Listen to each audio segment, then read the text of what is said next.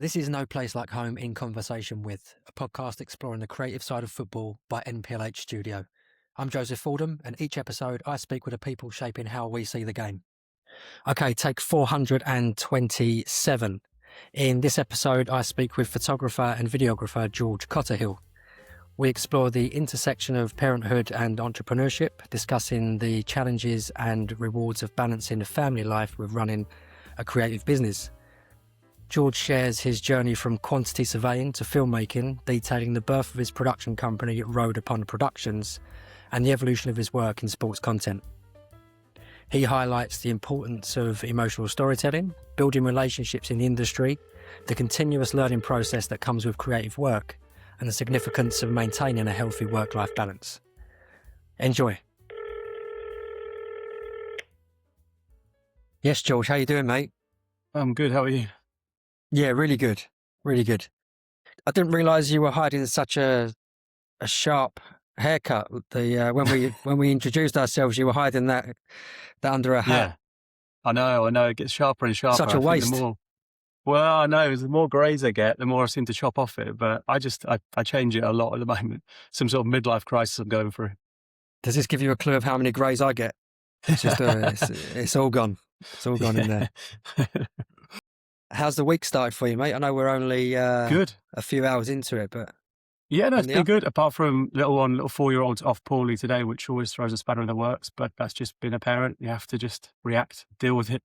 But no, she's all right. So yeah, all good. All good. Couple of hours in. Yeah, you got to roll with the punches. I'm learning that now myself. So I think I may have mentioned it in our previous chat. Nearly 18-month-old twins now, and man, nursery is like biological warfare. Well, imagine the home's like warfare with two of them. 18 months, a real tricky spot, right?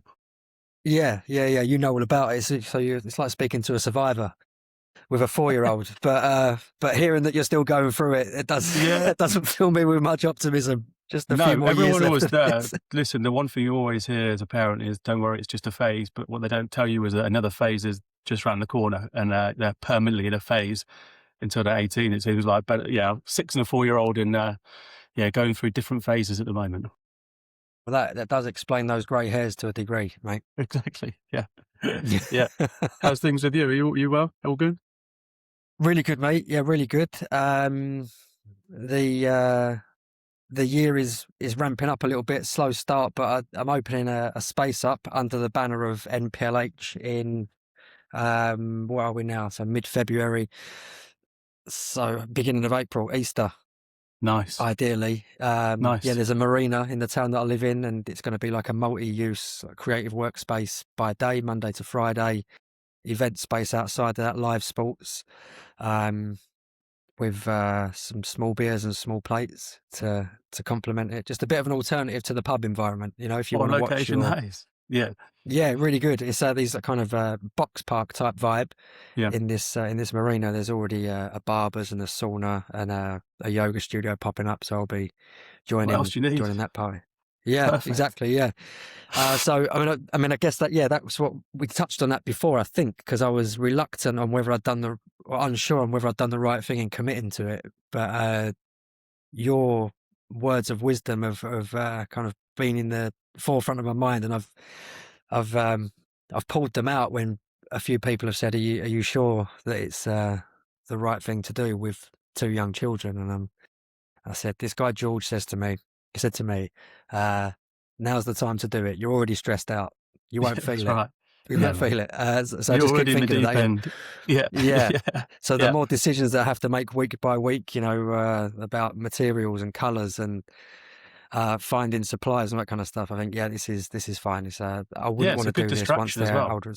Yeah, isn't it? And you can do things, right? You can do that. Like, you could always stretch a little bit more as long as you find little outlets to release a little bit of pressure. Then I think you can surprise yourself in what you can take on. I think you're right. As I'm sure we'll get onto with the work that you absolutely that you carry out. Yeah, I've got some notes here from I think we spoke before Christmas. I forget really, because like with kids, time does sort of take on a new meaning for me now. I don't know if you relate to that, but I've got some scrawlings here, and I've I've circled these two notes: beaten Okay. up and split pancreas, and Oh I wow. can't Yeah, that's why. remember what we were Okay. speaking about, but I Right. believe that links somehow to you finding yourself in New York State. These It conversations do does. go in a non-linear Oh, a absolutely non-linear right. fashion. Yeah, I think we were just having an initial chat to say hi, and then we ended up doing pretty much half a podcast in our initial catch up, Yeah, didn't we? We thought maybe we should I say should some have of hit it for a record. proper chat. Yeah, Yeah. absolutely. Yeah, so So- that I think goes way back to how and why I got into doing what I do, I suppose. So went to university, didn't really know what I wanted to do at all. Ended up falling into quantity surveying, which was a strange choice considering maths is probably my weakest subject and I knew nothing about surveying. So it was an odd one. Managed to last most of the year. Then unfortunately, I think it was around the Easter time, I had a bit of an incident on a night out where I was jumped by a few guys. And in the process, one of them kicked me in the back and it split my pancreas. I was sort of scooped up and spent the week in hospital, quite unwell with that. And that forced me to drop out that year of university because, as you can imagine, it was pretty horrific. And I used it as an excuse to get out of quantity surveying. So it worked well in that sense. the lengths you'll go to, George, to get out of quantity Absolutely, surveying. mate. Yeah, exactly right. It can all come out now. It's a long time ago, but yeah, it was all a stitch up. And then, yeah, that was Easter time. And I came home and Mum said, well, you're not spending, the summer here. You've got to do something. And I thought, yeah, true. And she found, this is way back, 2007, she found Camp America. Obviously it was around and I'd heard about it. I thought it sounded like fun. So we went through the process, applied, pushed the big red button, and next minute at the embassy getting a visa. And I was off to New York for the summer. This was sort of May time. I went out quite early and it was great. Got very lucky in terms of where I got positioned. I got positioned at a great camp called Camp Pontiac in North New York State, which is such a good location because New York City was an hour away. Then you also out in beautiful, amazing Catskill Mountains, the views, the climate in the summer was just amazing. What a place to be, at 18. Ended up going back there. The first year I was there, I was like a sports instructor, whatever. And then the guys who had the place where all the parties happened had this lodge like at the top, which was away from everywhere. And they were Aussie and English guys. And I ended up chatting to one at the bar at the end of the summer. They're like, look, why don't you come back next year and do the media? And I was like, I've never touched a camera. I've never done anything. They're like, don't worry, we'll teach you all. And I was like, yeah, sounds good. So I went back the next year and it was crazy. The days with it's called a Canon GL2 and it's a big camera like this and you literally put a tape in it and your job that day was to go round the resort. I mean, you say Camp America, it was a resort for literally the richest kids in New York. It had ice cream shops, NFL pitches, 5 basketball courts. The place was a joke. The place was an absolute joke. But I was given this camera recorder basically and a golf buggy and they just said, go around, capture what's going on and then put an edit at the end of the day of what you see. And then basically the parents on their yachts in Cannes or Santorini would log on, watch the video of what their kids got up to that day. And every day we had to do this. So literally like learning on the job, but talk about, in the deep end, learning to edit every day, just uploading it, taking pictures and that kind of stuff. And I loved it. It was great fun. Not only did you give you a lot of freedom, but you got to go to the bar every night because you didn't have to look after the kids there. So you got extra freedom.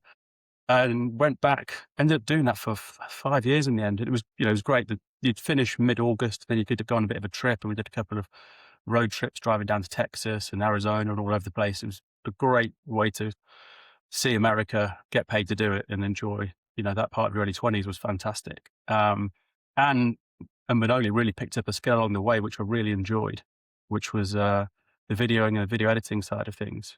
And then it got to 2012, finished university, did my 3rd different degree. So I did quantity surveying and then I did another year of something like business planning and property management and planning. Didn't enjoy that. And then I finished up with a business management degree.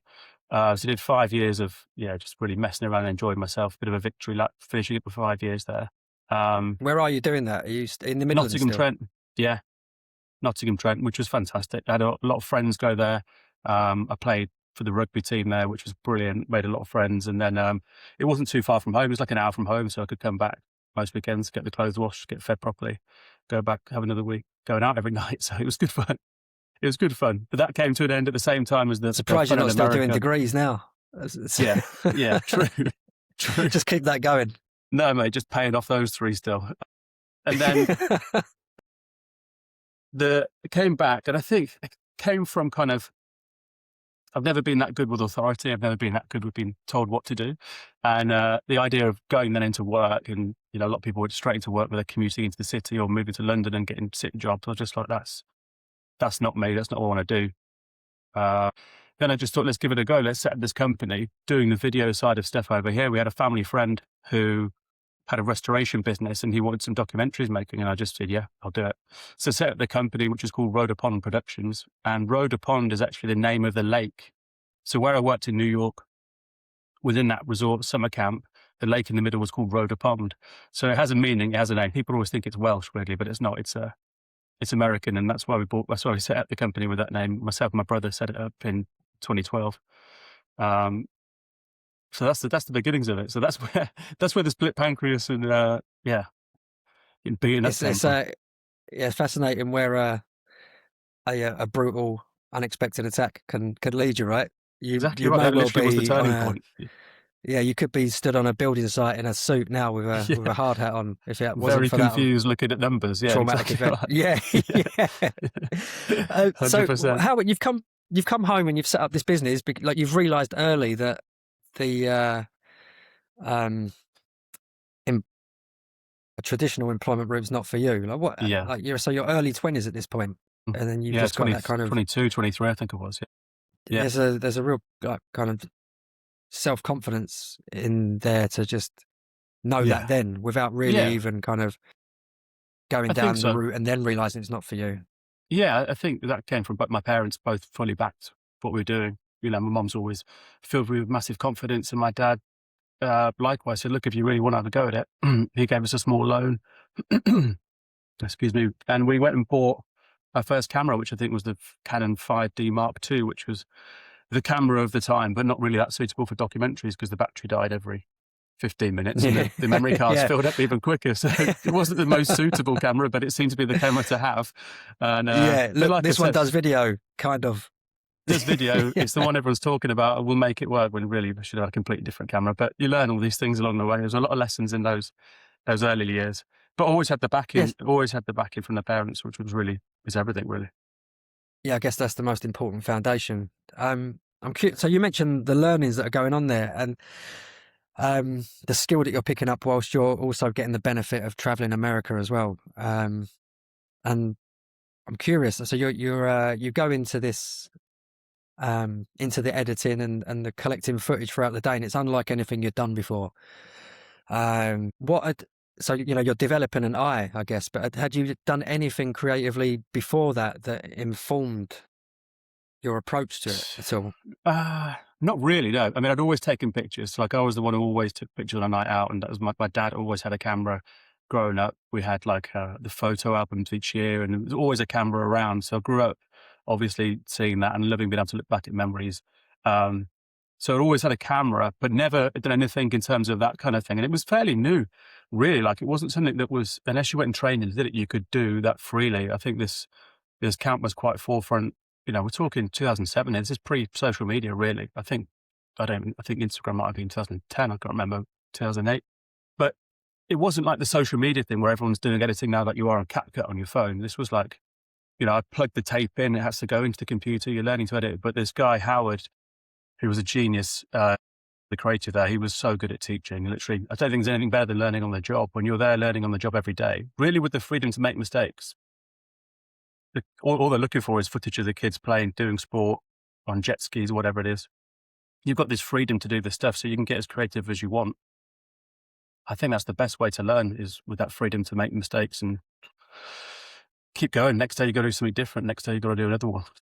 Yeah. Interesting way. What was it about that, about the process that grabbed you? Because to me, the fun part is the shooting, not necessarily the... There was one moment I remember. So at the end of the first year, I'd seen these Aussie guys around with the cameras, and you don't really, you know, they're around in and out. And then at the end of the year, they played this montage. I think they got everyone in like the big basketball hall. They put this montage on of what had gone on that summer. And it was a song, it was Coldplay Fix You song. And it was like this slow motion footage of all the people who'd worked there. And I just had the best summer of my life. And they put this on. and my jaw hit the floor. I'd never seen I'd only ever seen obviously films, TV stuff. I'd never seen a group of people, apart from home videos, who you'd been with and spent time edited into what looked like a film and an emotive film. And I remember watching that and being like, I want to do that. I want to make people feel like this. That is incredible, the way that they put that together. And it was the first time I'd seen anything like it. So that I remember the moment watching that and being like, okay, I want to. It's great to have that that kind of spark log to be conscious of it, right? That's kind of where it all starts.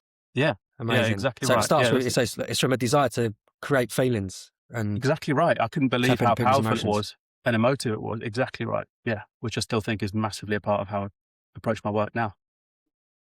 So it starts though with some work for a family business and restorations. So you've got that desire that's born out of wanting to make people feel something. How do you kind of pair that up with the initial gig? Yeah, are you seeing long term, thinking, okay, this is a way that I can get to where I want to be, or was there any kind of? Anyway, no, at the time it was literally survival. As I said, we'd taken this loan out and it was about, right, how the hell do we get paid and make this work now? Because we've taken the punt. And it actually ended up being a great one. It was, we were going around these huge grade 1, grade 2 listed mansions that either had fires or floods. And we'd go in at the start, film it, and then we'd go back over a period of, say, 18 months and document. I mean, I never made a documentary before, but I knew how to edit. And I watched a bit of Grand Design. So I think I ended up watching a few of those on YouTube and being like, okay, we'll do something, these interviews, the people here, time lapse here. We were rigging time lapses and leaving them for a couple of months and things like that. And we were trying to really push our creativity with it, even though it was more of a functional thing for this business. Using emotive music and slow motion and playing on the emotive elements of someone's just lost their house to a fire and it's been rebuilt. That was kind of how we approached it, which again comes from that spark. Fascinating. So yeah, you've seen an opportunity there that I didn't even connect those dots. I'm seeing what I would consider dry subject matter. Yeah. But you found a way to draw out the feeling. Yeah, from I think the, so. From the bricks and mortar. It's incredible. Yeah. It's quite a removal from there, from shooting for your uncle's restoration company to campaigns for Nike, Adidas, Castore, Villa, which I guess we'll touch on more about in a minute because of am I right in saying Villa are your club? Absolutely, yeah. So we'll get onto that bit a bit later. But yeah, there's a big gap in. There is a big gap in there. There's a lot. So what does the path look like? So predominantly sports related content. Yeah, I mean. It's where I always wanted to go, what I always wanted to do, had it in the back of our mind, but obviously it doesn't work like that. So we started with the restoration videos and then we picked up a contract with the local university doing videos for students who had smaller businesses, which was great because it was volume stuff, produced more and more, get creative. Then we got a contract with a local events company, which was doing the exhibition halls. So when there's an exhibition, it's like, say the NEC, 1 week it's dentists, 1 week it's opticians, the next week it's whatever, camera world, then it's surveyors. And you go and interview other people, put together these videos, and they sell it for next year. So we did a lot of these exhibition hall stuff, which was, high volume work, but again, could become a bit soul destroying after a while. And I knew that sports where we wanted to go. In fact, I remember being at one exhibition hall way out, so in the middle of nowhere, time lapsing this guy build a booth the day before. And he was like, me watching him build it. He didn't want to be there building it. I didn't want to be there time lapsing him build it. And it was one of those moments where I was like, I've got to do something different here. I can't be doing this forever. It was pretty. We all have those moments somewhere along the line, right? Yeah. Yeah, that's right. They look different, but they feel the same. They really do. And one thing my dad always said is like, sow your seed far and wide. You never know where it's going to come in. And that was true. We were doing some work with an exam board and I met a photographer at one of their events. He ended up running a company which produced memorabilia for Arsenal separately. And I just got an email out of the blue one day, saying, you fancy coming to do a shoot for Arsenal? We're making a bind program for all of last season's programs. And they want to document how it's put together. Absolutely. Sounds fantastic. So again, we went with that kind of emotive cinematic approach. I think the factory might have been up in Liverpool somewhere, but we filmed it in a certain way. There's a massive trend on Vimeo at the time about mini documentaries about makers, and this video together, this program's being bound, and then they loved it, so they instructed us to do how they made their key rings and how they made something else. And we built this relationship up with Arsenal over that year, to the point then when we started looking after their clothing and retail stuff that would come out. And again, this is the very early days of it. I mean, look, kit launches now are the biggest things that clubs do. Back then, I think the year we were at them, there was a few players stood outside King's Cross in a live event. Like, it was still very early days. Now they're, like I said, the biggest cultural event they put on a year. They've been making a film about it. So yeah, we looked after a few of their retail stuff at Arsenal, which was great, and great learning, and very quickly in front of athletes, very quickly understanding the limitations around athletes, the time aspects, how you work with them. And it was great fun. It was great fun. Really in the deep end with them, producing some of their content, having just come in through a side door via a photographer. But like I said, you never know who you're going to meet. You never know where that link's going to come from. So it started with Arsenal in 2016. Yeah, there's a good lesson in there, I think, not knowing where that link's going to come from, but also, that's there's a lot of optimism that comes with it, I guess. It could literally be from anywhere. You're at this completely unrelated event, Yeah. that's sucking the soul out of you, and yeah. it waits until you're just it wants to see you on your knees before it presents the opportunity. It's like, okay, you're ready now. Here's your in. Yeah, exactly. And you have to grab the opportunity when you get it. You've got to really be on that and make sure that you make the most of the opportunity, because you don't get many. It sounds like that was kind of a lesson reaffirmed time and time again. Yeah, by your parents as well. Talk about these touch points or these turning points. That was definitely another massive turning point. And as soon as you get a taste of, going to the training ground, working with players, seeing the content live on, someone like Arsenal social media or their website, it's like, okay, this is what I want to be doing. Not time lapsing the guy building the booth. Like, this is more of this. And then you end up, consciously and subconsciously, you end up trying to steer your ship in that direction to get those opportunities more, and do more of the work you love, because inevitably you're going to be better at it. Was there any value in those projects before the Arsenal job came up, in terms of just having I'm assuming low risk and low stress? It could be the opposite, but you've gone from picking up a camera in summer camp in New York State, and shooting is one thing and editing is one thing, but then you've also got to start learning to understand light and I guess, like, crop into convey certain messages and emotions from within the story you're trying to tell, all this kind of thing. How are you finding that alongside the other skills that you're picking up? Was it adding to the interest? Yeah, I think you have to learn every job you're on. You have to learn, and you can learn something on every job. Whether it's the way you could position a light better, the way you could have asked a lot of what I did in the early days was like those talking head interviews things, asking people questions. And because I was editing it, I knew how to get the best answers in short form for my edit, so I didn't have to edit as much. So you got better at asking questions and looking for the right answers, and how to keep people engaged or make people feel calm in front of camera. And I think they're skills that, again, subconsciously you pick up along the way, but if you're not doing it, your content's not getting better. But it was a kind of a real hands-on thing. There were the times where probably, like videographers still do now, but you're there with the tripod, the camera, the lights, the microphone, you're asking the questions, then you're editing it. And I think having that full understanding from top to bottom of how production works and how every different aspect works is such a good foundation when you go forward and eventually choose which one you want to specialize in, because you have a complete understanding and appreciation for what goes into each element. It's very easy, if you don't understand things, to think, what they do is easier, or what they do, whatever. You have to understand how important each aspect is in a production. Otherwise it will fall apart.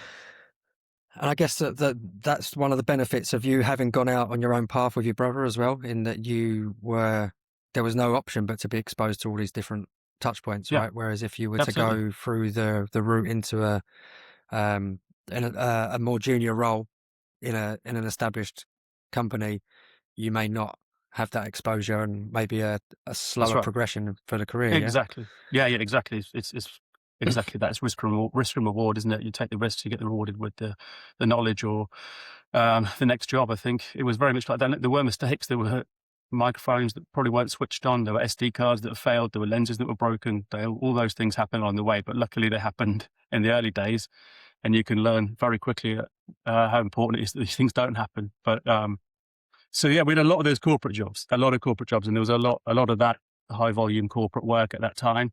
I think, it's all still out there, but a lot of it's social media led now, and a lot of companies do it internally. But at that time, there was a lot of traveling about, going to a business, doing a video about the business. It'd sit on their website, and it was kind of, that was the trend at the time. So it was, what was great as well was seeing a lot of different businesses. You're going around seeing where a lot of different businesses are run, the way a lot of different people operate, interviewing a lot of, quite, not high profile, but, managers of these companies, and trying to understand how they operate. And I think, again, you pick that up along the way.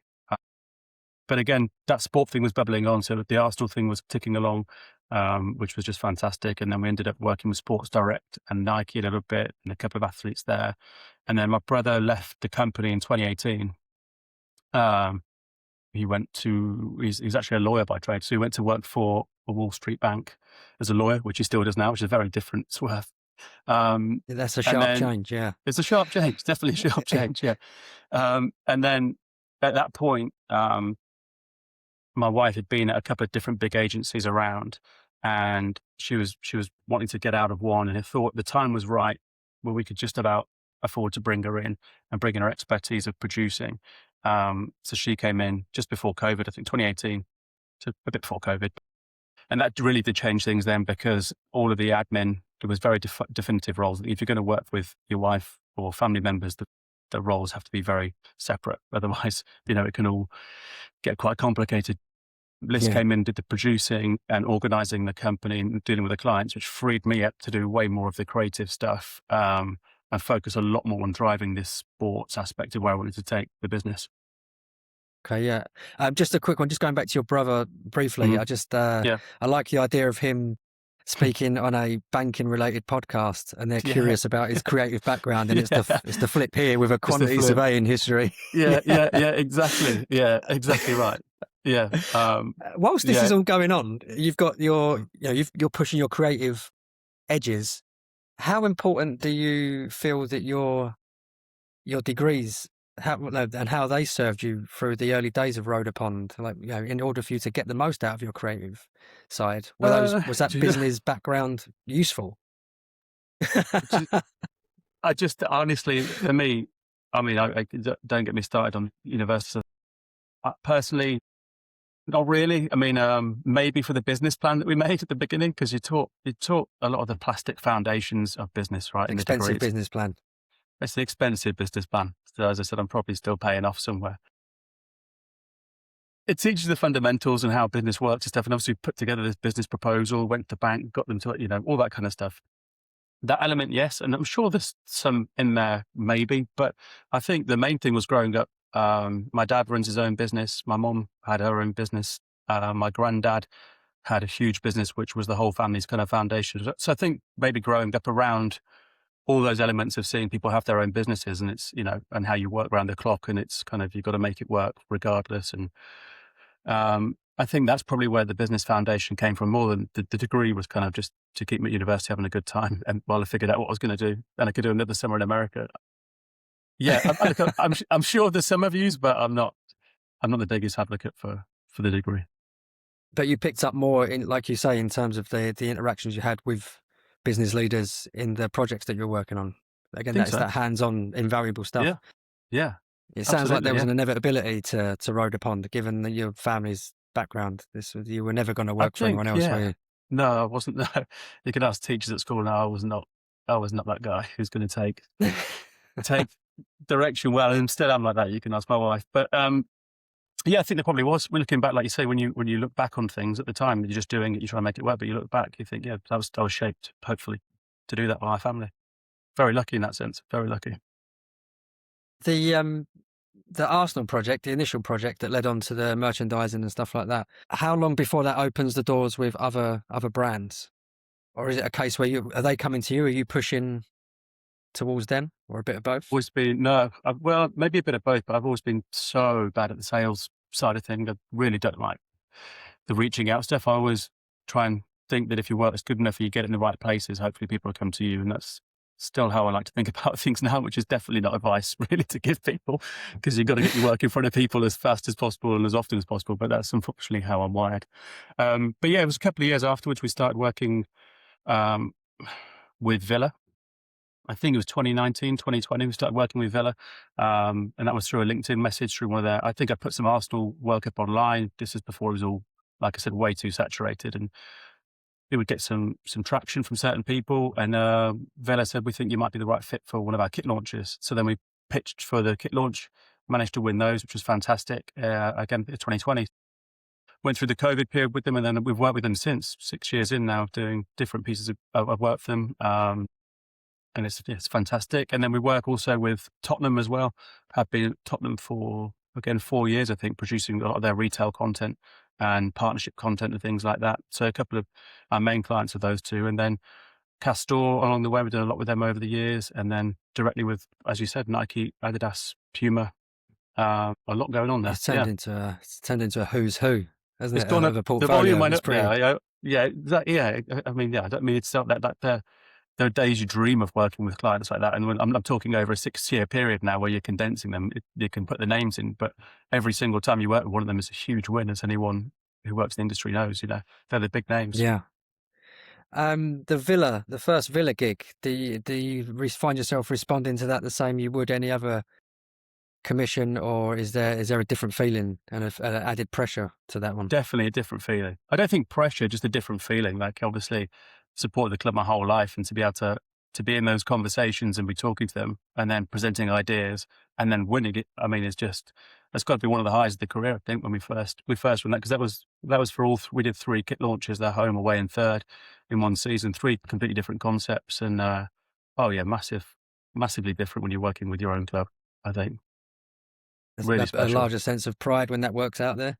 Yeah, definitely. Yeah, definitely. I think, I remember when it was launched, going into the store and seeing the pictures in the store, and at halftime they put the videos on the stadium and all the pictures around. I mean, it still doesn't get old when you see it now, but particularly that first time when it's with your club, going and seeing all that and getting to meet the players for the first time, working with them, building a relationship with them. And it's definitely special working with your own club. But you carry that through to every other club, really, don't you? It's special working with any Premier League club or athlete or brand of that kind of stature. It never gets old. It's great to hear you've got that. You've still got that kind of beginner's outlook to it all, and there's that sense of gratitude almost. It seems like, yeah, I think you have to. I think you have to stay hungry, and you have to keep enjoying the wins and enjoying every project you get, because ultimately we don't have retainers, you don't have contracts. You're only as good as the last work you put out. So you've got to keep enjoying it, keep producing, what you think to be the best work or feel to be the best you can do at that time. And hopefully they go with it and book you again for the next one. At some point during all of this, George Cotterhill also becomes George JPEG. Yeah. Can we go over the origin story of that, leaving out any key information that you may feel you need to? Yeah, of course. Yeah. So that came from it's quite a successful Instagram page. It's a very successful. It has become. You've got 2 very successful, to cut you off, but well-followed accounts. Rhoda Pond is obviously a well-followed production company with the work that you put out under that banner. But then to have an equally successful and high-quality output as an individual is it's almost great. Yeah, it's great. It's great. It is great. It is. And it came from a conversation with my uncle, and he's one of the business, big into business in the company, had very many successful companies. And he said, well, if you don't like the sales, you're not doing the sales, you need to look at doing a bit more PR to get yourself out there. And I thought, okay. And he said, get yourself on podcasts, ironically. So here I am, first one ever. And he said, you need to put you need to put a face behind the business. You need to be able to be seen, which is true. You look at the success of companies like Represent and George Heaton and Martian with Ollie Martian. You need to be the face of the company a bit more. So anyway, I've started the Instagram page with the idea of I just take a couple of behind the scenes pictures on set, because week on week, some of the sets that you're on and the people you're around isn't really it's not normal. It's not, you get used to it, but it's not normal job when you're around some of the best athletes in the country or the world at certain points. So having that access, being able to take those pictures was amazing. And I was never really a photographer. As I said, I always loved taking pictures and growing up taking pictures. And then having learned from some of the best people we've employed over the years, I thought maybe I could give it a shot a couple of times, which I did. But the initial story, which I think is the one you're talking about, I was on a shoot we won't name anyone on that, but I was on a shoot for a Premier League athlete at the time, his personal sponsorship brand. And I was brought in to do the behind the scenes video on the piece for their social media. And they'd flown in this photographer to take all the pictures for the global campaign. And it was a gym sequence we were doing. And I think within like the first 2 minutes, the photographer said, "Guys, I've got a problem. My card's full." And he'd been shooting raw on burst mode on this huge format camera, which is just crazy. I think it filled it up. And I remember the guys running this set looked at me and said, "Have you got a camera? Can you sort of take over?" Because he had to literally take the memory card out, empty the memory card, and he was going to take him 10 minutes. And I had one of the little like Fuji XF100s, whatever it was at the time, a tiny little camera, which I used to just take little back behind the scenes pictures of. Anyway, I found myself at the front of the campaign, then taking the lead stills for this campaign on this tiny little camera, which I was like, all the settings were on auto at that time. I'm just firing away like, yeah. Just trying to fill the time really. But I ended up getting some stuff which ended up, being quite happy with. Thought nothing of it and sent them over. And then I think like a couple of weeks later, this major sports brands post them all on their social media, which again was quite an eye-opener and an interesting moment, but one that I definitely look back and smile on and think, yeah, that's the truth behind that campaign. But it also, I think that was, like I said, that was the birth of, I started the Instagram page to kind of start sharing a bit of that content. It's there are a few eye-opening elements to that in terms of like perceptions of what's required to create high-quality leading work, and some of that will be, you were called upon and you didn't blink, you stepped in. I'm curious whether you were feeling a little hot during that. Just as a side note, were you? Probably. There's probably. Yeah, probably. But also, given the atmosphere was quite tense. It was quite tense. It was a moment of, it was I hadn't thought about it for a while, but it was quite nerve-wracking. Just a little PTSD creeping in there for you. But also in terms of equipment, it just, you are arguably not as well equipped as the lead shooter in that instance, but you've your eyes locked in and you've got what you've got to work with, and you've created good work. And that's a good reminder, I guess, for any shooter out there, that it's not necessarily about loading yourself up to the eyeballs with not at all expensive equipment. Not at all. In some ways, that can probably maybe distract you from the actual essence of the work. 100%. You're doing. Yeah, 100%. Especially when you're on a tight, working with athletes, you're always looking at your watch. You've always only got 30 seconds to get the shot, or a minute, and they've got to change outfit and another thing. So you've got to just be confident in your trusting your eye and getting the shot, or just at least getting the best out of what you can in that environment. And they're often not the best environments. They're often, the lighting can be awful. The reflections, textures. You've just got to be quick and get what you can. And luckily, we were in a very nice house at that time, and there were some cool locations we could move into. So, yeah, it was a win for me. That big win.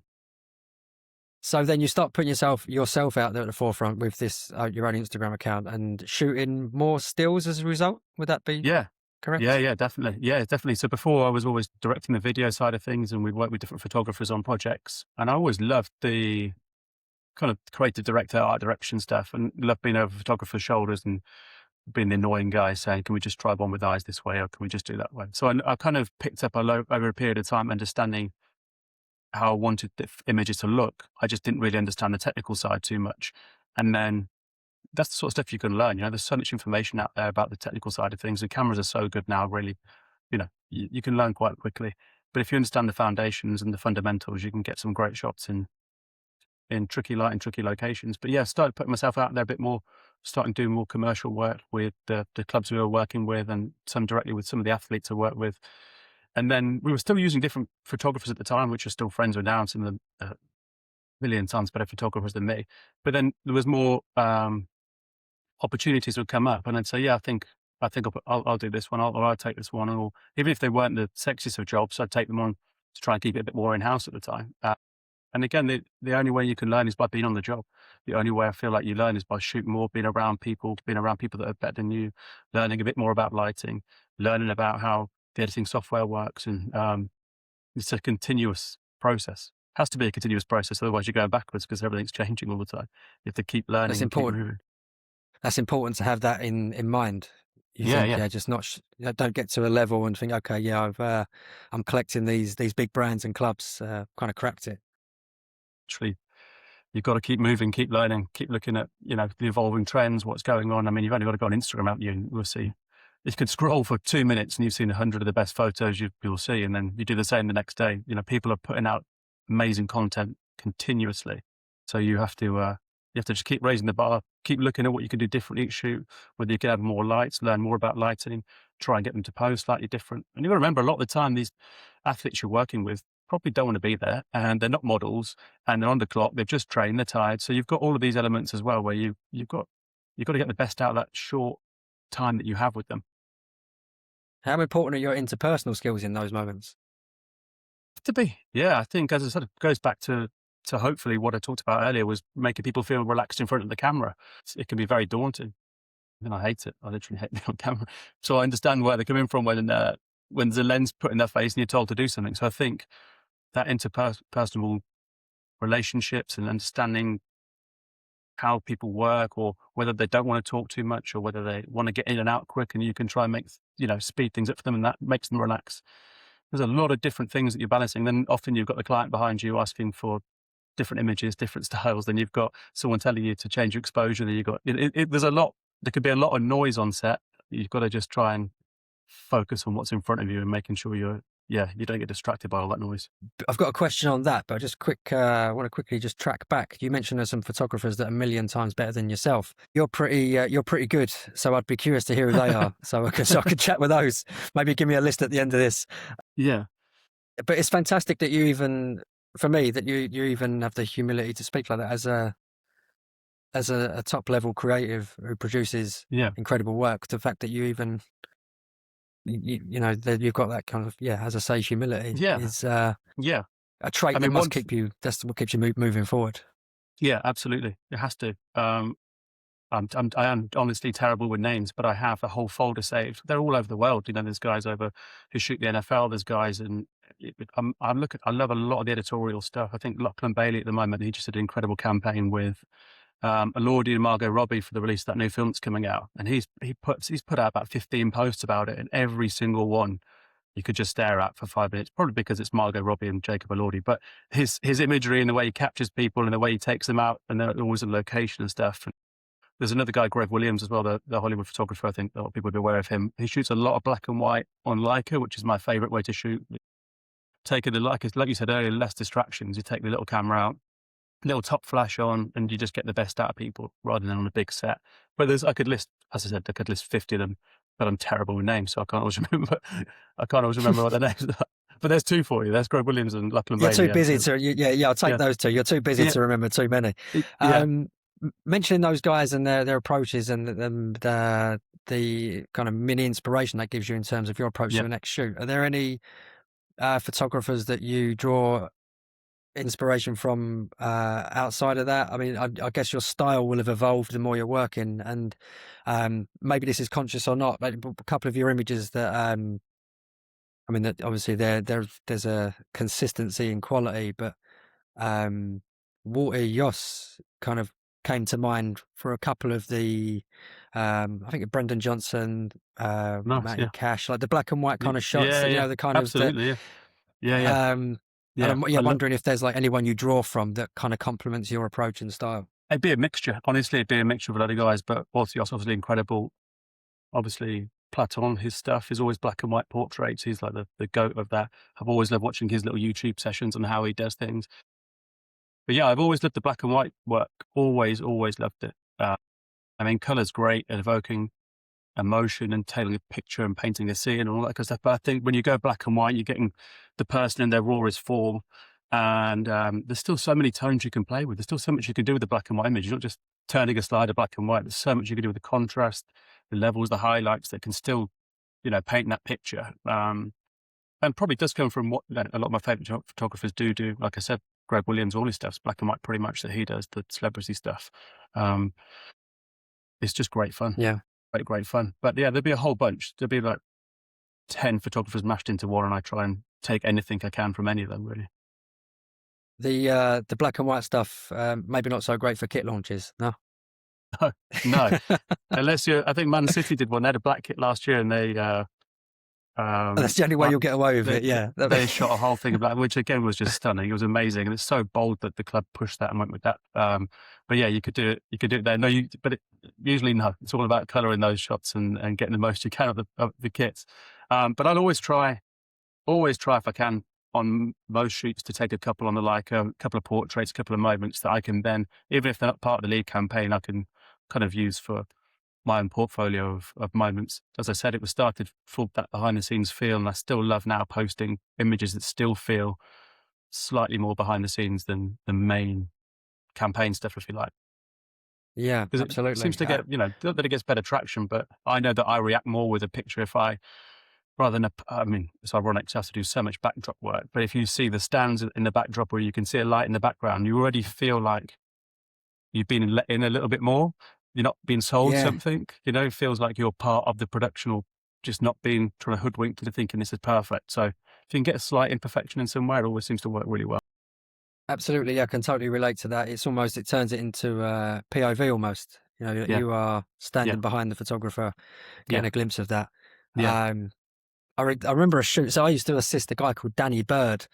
He was an excellent still life photographer, but there would be some portraits thrown in occasionally. The publishing house we were based in had some cycling magazines. So there would be product work, portrait work. But there was a shoot one day with an actor, Charles Dance. Do you know this guy?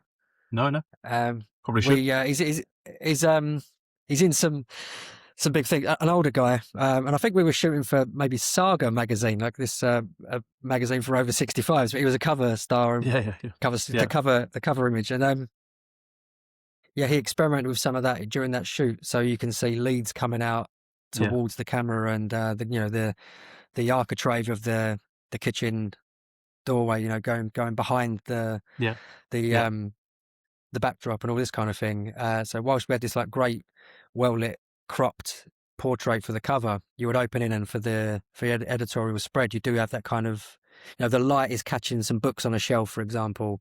A lot falls into shadow. And it does. It definitely does add some texture to an otherwise maybe like something that you've seen many times, just with a different Exactly. subject. The same lighting but different subject. Exactly. It works on so many levels. Exactly. And as I said, psychologically, you're letting the viewer in to seeing the imperfections and feeling a part of it more than you are just selling them the key image. And I think obviously there's a place for both. Like there's a place for social content as there is mainly campaigns. There's a place for everything. And I think, the amount of Yeah, cameras there on set and around, why not try and capture it all? absolutely. You mentioned earlier on that you can go on Instagram, see 100 of the best images you've ever seen and do the same again the next day. We're coming into this industry pre/at the dawn of the social media era. How much do you think that has benefited you and your career growth versus if you were starting out now with that Huge kind of amounts. There, saturation? yeah, saturation, but it's also exposure, isn't it? Being exposed to these photographers as much as possible and seeing their work. I mean, look, I'll be the first to say that the amount of time spent on social media isn't probably the healthiest. The doom scrolling and getting caught into the comparison traps and all that kind of stuff. And it can be a pretty awful place at times. But to get to have this exposure to these photographers all around the world and all their different styles, I don't think there's any way you'd get it, really. Obviously, you could go and buy their independent books, but you still have to find out who they were. So in that sense, it can still be and still is one of the best tools for a photographer to have. I know it was started as a photography app, and then it moved very quickly into becoming this social media monster it is. But for photographers, it still has a huge place in being one of the best tools you can have for inspiration and saving boards and speaking to the photographers. And what's great on there is that, people aren't as gatekeeping as much anymore. There's some amazing photographers go, here's the image, like, here's how we shot it. I wish we were able to do a couple more of those. But it's been able to understand that and see more of that and share information and learn more. And there's also a great community on there. You can chat to anyone at the touch of a button. Most people are pretty friendly. Then I think that's how we started chatting on there. It's literally, it's one of the Yeah, best tools in that sense. I just need to stop the doom scrolling, really. That's the other thing. man, I hear you. I do. I mean, as I creep deeper into my 40s, I feel increasingly icky with Yeah. every minute I spend on it, unless I'm adding value by sharing something on it, you know. Um, yeah, it's interesting you say that. There are a lot of positives to it. It's just it's getting in, uh, experiencing those positives, and then getting out before you're sucked in to the rest of its offerings, right? And then losing 20, 30 minutes, 4 hours, whatever it may be. Yeah, Yeah, so you're right. exactly. It is a great resource. Um, Yeah. as as a photographer that's and a videographer director that's working regularly and with high end campaigns, how are you? I guess refreshing your inspiration and creativity away from a camera. Yeah. Good question. I guess it's looking at what a lot of other people are doing and taking inspiration. So we literally, well, not what other people are doing, but what other areas of industry are doing. So you could take inspiration from a film you watch on Netflix and think, I might try the way that was shot. So for example, uh, an amazing show part of last year, and I loved this dolly tracking shot inside a car, which revealed two heads looking at a location. I absolutely loved it. And then we did this Christmas film for Aston Villa before Christmas, and I spoke with the director and I said, "This is the shot I want. This is where I've seen it.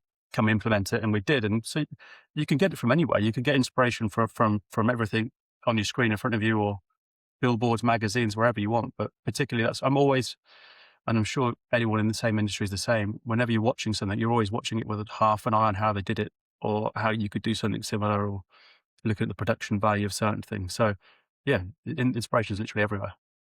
Do you find that impacts how your enjoyment of something?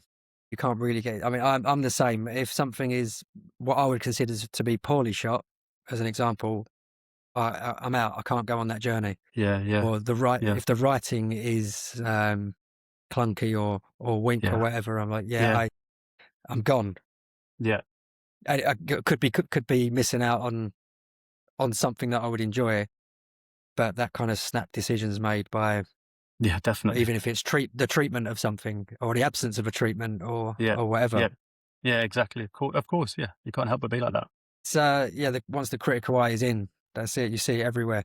Yeah. You're looking at everything. But I wouldn't say it necessarily takes the enjoyment out of it. I think you can still equally enjoy it, and you can enjoy things at a different level, can't you? I don't think it takes the enjoyment at all. Maybe you're enjoying it to yeah.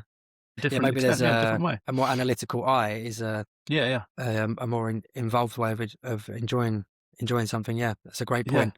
yeah.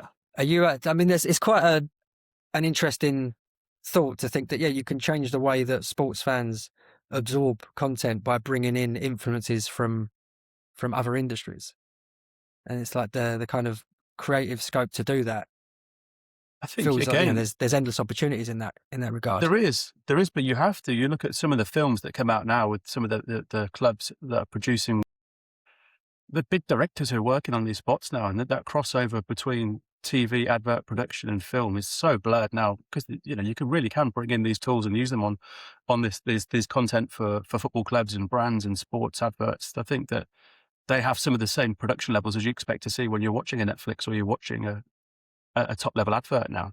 That line has been completely blurred. The production value has to be there, mainly for maybe people's attention spans and what they get used to, but also because these clubs are putting out brand films and they have to be made to a quality that represents what that film is, what that club's about, and what that brand, you know, the level that brand is at. If you put out something that's naff, then yeah, it doesn't look good for anyone, does it? No, it's absolutely not. What do you feel like is next for you on this journey as a photographer yourself and with Rhoda?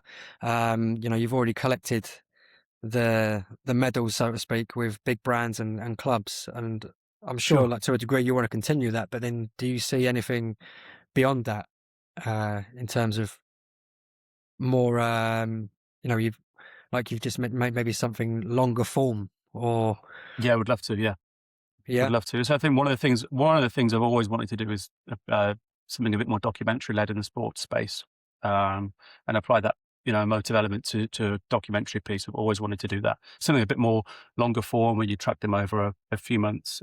We nearly did something a couple of years ago with one of the guys at Villa, but his comeback from injury accelerated so quick. He was back playing before we really could get anywhere with it in his obviously when they're back playing, their schedule's just mental. So, but we still got some of Yeah. that made, which was great fun. I really Great enjoyed for doing him, that. not so great for the filming Yeah, schedule. yeah, exactly. Or the piece we were going to make. Exactly right. But yeah, I'd love to do more documentary stuff. I mean, listen, I absolutely love capturing live sports photography. I think that's something I'd love to do more of, is the pitch side or court side or track side, anything like that. I love doing that stuff. Unfortunately, comes with a lot of red tape and access, and obviously unsociable hours when you have kids as well. But I'd love to do a bit more of that if possible. With the maybe the intention of adding some of your personal style to, like, changing the way we see Yeah. live sport? Yeah. Yeah, I would love Wow, to. Again, there's some amazing, I wish I could remember their names today, but there's some amazing guys who do sporting events through the lens. I mean, I can't even remember the account it's on, but there's one that highlights them all as well. That shows all the best work that currently the Winter Olympics on at the moment, and they keep posting the best images from the Winter Olympics, and most of them are from position shot from the crowd through someone's head, of a sledge just going past in a minimal blur, or of just the edge of a ski and a tilt like that. There's so many different ways that you can capture live events and live sport with a different eye. And it's that freedom of just being able to go around and capture it. Unfortunately, it's often very restricted, as I said, what you can capture, but the freedom some of these photographers seem to be able to express is something I'd love to do a bit more, where it's just you and the camera and capturing what's happening in front of you. that's an interesting way you frame that, and I hadn't thought of it before. But they are using the sport as an outlet for their own expression of how they maybe enjoy it themselves and would like other people to experience it in the same way. I hadn't really thought of Yeah. portraying live sport in that way. Definitely campaigns and behind the scenes and all this kind of thing, or um, documentary style. But in terms of live sport, I hadn't ever considered that to be a possible outlet for creative expression. Wow, massively, massively. I mean, particularly football. You've got the whole event of the pre before the game. You've got the outside the stadium. You've got people walking there as families. You've got people who've walked there for 30 years. You've got fans in their seats. Amazing textures, amazing light. Usually, if you shoot in the evening or mid afternoon in the winter, and then you've just got an amazing showdown on the pitch of some of the best athletes in the country, throwing themselves about. I mean, it's hard not to get great images, but it's, as I said, it's just hard to get out there and capture what you want to capture without getting caught in all the red tape. Yeah. Would you look beyond football for that? I mean, American sports feel like they always lend themselves Massively, to yeah. the document in a different way. I mean, I get sucked into happily. I'm happy to do it as well. I'm happy to be sucked into a lot of NFL documentaries. Hmm. Um, Yeah. I love them. they've got such a wealth of footage over the Yeah, years. They're comfortable in front of camera. These yeah, guys, right? These yeah. American athletes. Is that something you'll consider, or do you see yourself as a football creative No, I was predominantly? this year. No, this year we the past 12 months we've moved into motorsport, which has been amazing. So we went out to Maranello last January, worked with Ferrari, which was just incredible. And then we did Aston Martin's campaign launch, again, very much in the style of a football kit launch. Um, and that they're looking, I think Formula One is looking at what football does with the fan culture and with the connectivity and with the media production and pushing that a lot more now. And then we've actually just been away in Nice with McLaren shooting some stuff for them there, which again was incredible to be there around them, looking how they operate and spending the time we did with the drivers. So yeah, any sport, honestly, I think that the amount of emotion, stories, and amazing aspects there are to capture a live sporting event is endless. And it's never the same. It's never the same. It's not like, I think, unfortunately, one of the restrictions of a lot of what I say unfortunately, one of the restrictions of what we do is you're on athlete time, and it usually has to be at a training center, and it usually has to be on a backdrop, and it usually has to be 3-4 outfits, and you only have them for 20 minutes. So there's a lot of limitations for that kind of creativity and where you can take that. And then suddenly when you're thrown into an event and you can capture these assets for brand purposes or different elements, you can have so much fun. What's the dream scenario for you, George, in terms of a project? If it's starting tomorrow and it's the last one you ever do, like, what are we looking at in terms of, like, I guess, from subject matter to the the model in which you're doing it, whether it's documentary, campaign, whatever it may be, the sort of levels of access. What's the dream scenario That's a that good, you kind really of good question. working towards? Yeah. I mean, sometimes I don't even let myself think about those things because they're just, the likelihood of getting there. But I honestly wouldn't know. I think I really do love what I do at the moment. I think it's fantastic and proper pinch me moments every month on what we're doing. And just trying to keep that one keep it moving, keep going with it, hopefully pick up another couple of clubs, work with more athletes, and just make sure that you stay relevant and producing the best work. In terms of the dream project, it's whatever the next one is. I guess that sounds corny, but you've got to make it. You've got to make it Yeah. better than the last one. You've got to keep moving forward and keep thinking about how you can produce something that stops people scrolling or sell some more stuff for the clubs. So that's the Yeah. truth. Well, But you say as I said, corny, but there's probably a healthy dose of reality in that answer. yeah, true.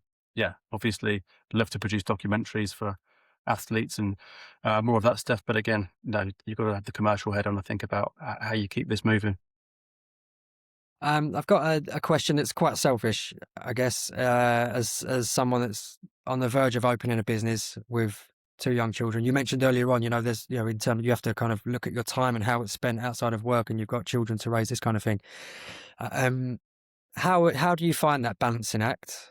Um, what sort of sacrifices, or have you had to make sacrifices elsewhere outside of work and family in order to kind of juggle these two priorities? And like, what advice could you give someone like me or anyone that's listening, um, that's kind of setting out on that kind of venture as an experienced business owner now? Sure. Um, yeah, listen, it's a lot. It's a lot running your own business, but I'm in a fairly interesting position in that I've never actually worked or been in an industry where I haven't had this. So it's kind of all I've ever known is just driving this one forward and doing as much as I can with it. And it does consume a lot of your time and a lot of your mind. And there's definitely a lot of sacrifices you have to make, whether they're socially or along the way. And then obviously you throw children in the mix, and then you throw the fact that, Liz and I work together, we have children, and we're trying to run a business at the same time. There's a lot going on, a lot to juggle. And I think we've set some good ground rules the past few months where, when we do pick them up from school or nursery and we have them at home in the kitchen, we're not talking business potentially for those couple of hours. We could try and put the phones away and then deal with that when they've gone to bed and make sure we give them the time that they need. That's very important. And one we've learned and realized that is probably optimizing our family environment a bit better. But it's constant tweaking. It's constantly tweaking and working out how you can get the best out of yourself, each other, the business, and still keep a sane mind, because otherwise you can tie yourself up in knots pretty quickly when it's, it's all or nothing. It's pretty Yeah, terrifying. I can imagine. Any practices that you engage in to kind of keep yourself on an even keel? I think I like to keep fit. I like to try and get in the gym as much as I can in spare time. And that's more for my brain than my body. I think if I go for a period where I haven't been for a run or been to the gym or done something, I can really find myself, my head kind of spiraling a little bit. So it does help to stay fit, keep your body fit, keep your mind fit. And again, it's tricky because when I first started the business, I fell very much into the trap of the 9 to 5. We had a space at my dad's law firm, and obviously they're open 9 to 5. So I used to find myself getting there at 9 o'clock, leaving at 5. And even if it wasn't particularly busy that day, or the hours didn't work for me, I'd find myself just rigidly working those hours. And what you've got to optimize is what works for you. So don't feel guilty if the morning you've got to go and do something and you take some time off and then you work later that night. I think, as you know, it's all the lines become blurred very quickly, but you have to make sure that you don't work all the time, and you have to make sure you're making time for yourself in between. And then also don't ride the wave too high, too low. You've got to try and, maintain a pretty frequency in the middle where you can keep your head level, because there's sometimes where it can be rock bottom, and there's sometimes when the highs are really high, but as long as you can keep your head kind of fairly level through it all and keep moving forward, then that's probably the best advice I'd give, because the lows can be crippling and the highs can be high, but you've got to keep moving. I think I'll be replaying that 30-second segment in one ear, probably on a weekly basis once I'm up and running. So yeah, I appreciate the input there. Yeah. And that's what works for me, Yeah, really, but it might not work for others, but that seems to be where I get that sweet spot. And definitely with my wife as well. You just got to look after yourself. But you can't yeah. fill other people's cups up if your cup's empty, can you? No, absolutely not. Absolutely not. That's some sound advice that I'll definitely be leaning on, and I'm sure other people. And maybe I'll keep a couple of dumbbells behind the counter because I can see not skipping arm days working out for you over there. This is No. actually a really baggy t-shirt. I'm not as ill as I may look. Yeah. Yeah, you've got to keep moving, No, I appreciate it, especially mate. as you This get has been older. yeah. Oh, great. Tell me about it. I felt I was relatively fit, especially for uh, what I would, most people around my age bracket, I guess. But as soon as the boys landed, oh man, I felt every day and more of my age, maybe even 20 years older. So the Yeah. all of a sudden the kind of cockiness that I would have around, yeah, I don't really stretch. I can kind of just go out and Yeah. just bash out a 10-mile run at a very decent speed and that kind of thing. All of a sudden it's like, got to stretch, got to do this, got to do that. The times are a little slower and whatnot, but yeah, you got to Yeah. look after yourself, and You it can't be definitely looking at the helps the watch mind. now. Yeah, it does. No, It really does. no, it's good. Might start leaving it at home because then I can just I do. pretend, Yeah, exactly. just pretend that I'm a whiz Exactly. still. Yeah, exactly. Yeah, Oh, George, this has been fantastic, mate. I really appreciate your time really and enjoyed it. a Really really enjoyed it. great peek behind the curtain of what it takes to get to the level that you're at, and not only get there but stay there as well. And yeah, I've thoroughly enjoyed this chat, mate. I knew I would, and I'm glad that Yeah. we got it in. I'm glad that you chased me up on it. I let things fall through the cracks sometimes, which I might have to work on when the business is up and running. That'll Yeah, be no, punishing if I let that happen too much. But yeah, I absolutely. appreciate it, mate. No, brilliant to chat to you. Really enjoyed it. Thanks so much. Nice one, mate. Enjoy the rest of your day. And you, take care. Thanks for listening. If you enjoyed this conversation, you can follow MPLH Studio wherever you listen and find more work from today's guest in the show notes. I'm Joseph Fordham. See you next time.